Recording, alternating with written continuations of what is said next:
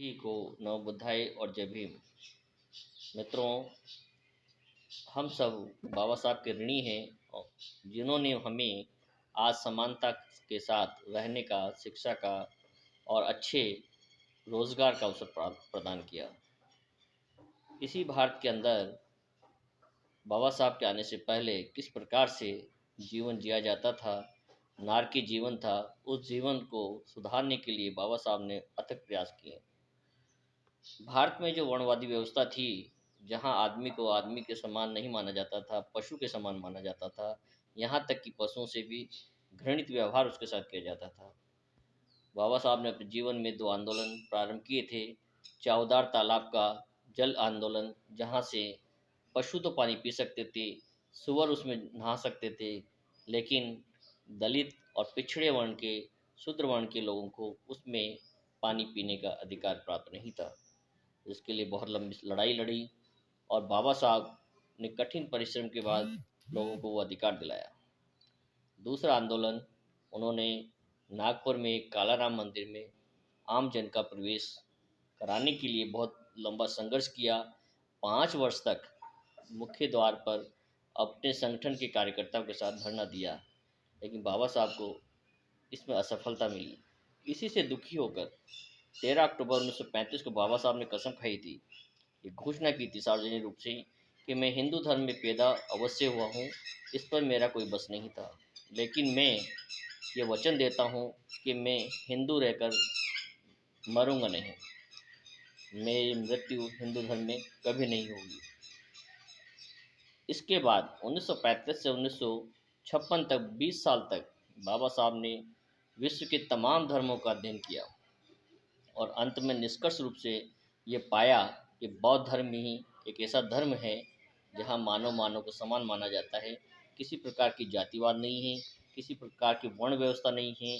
यहाँ पर जन्म से नहीं, व्यक्ति के कर्म से पहचान की जाती है, कर्म को महत्व दिया जाता है।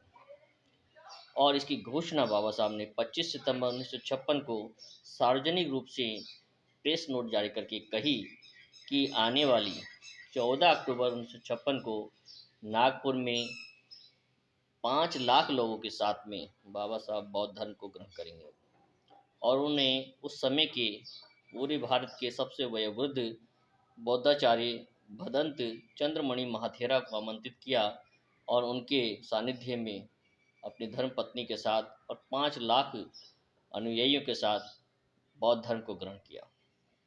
यह विश्व का आज तक का सबसे बड़ा धर्म परिवर्तन दिवस था। धर्म परिवर्तन का एक सम्मेलन था जो किसी एक व्यक्ति विशेष के साथ या उनके नाम पर इतनी बड़ी संख्या में लोगों ने धर्म को परिवर्तित किया हो।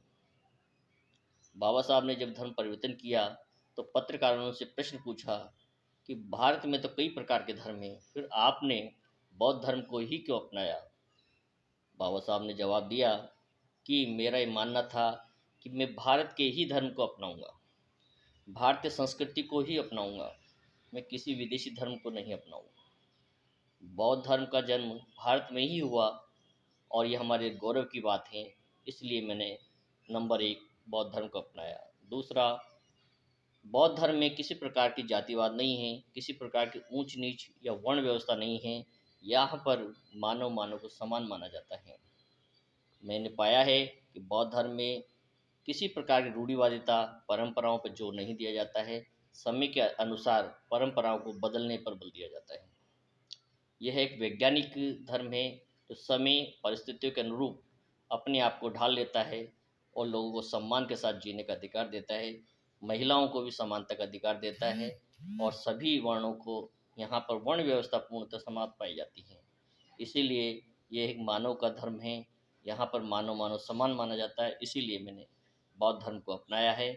इसलिए हम सब अम्बेडकरवादियों का कर्तव्य हैं, जो भी बाबा साहब को अपना मार्गदर्शन मानता है, उनका कर्तव्य है कि बाबा साहब की बातों को माने, उन्हें पूजे नहीं। उन्होंने अपनी मूर्तियाँ बनाने, पूजा पाठ करने के लिए मना किया है। उन्होंने कहा मुझे पढ़ें, मुझे पूजे नहीं, मुझे पढ़ें। और हमें उनके ज्ञान को, उनके विचारों को पढ़ना चाहिए, अपने आप समाहित करना चाहिए, अपने परिवार को बताना चाहिए और अंधविश्वासी रूढ़िवादी परंपराओं से बाहर निकल कर बौद्ध धर्म के वैज्ञानिक धर्म को अपनाने पर बल देना चाहिए, अपने साथियों को भी इसमें शामिल करना चाहिए।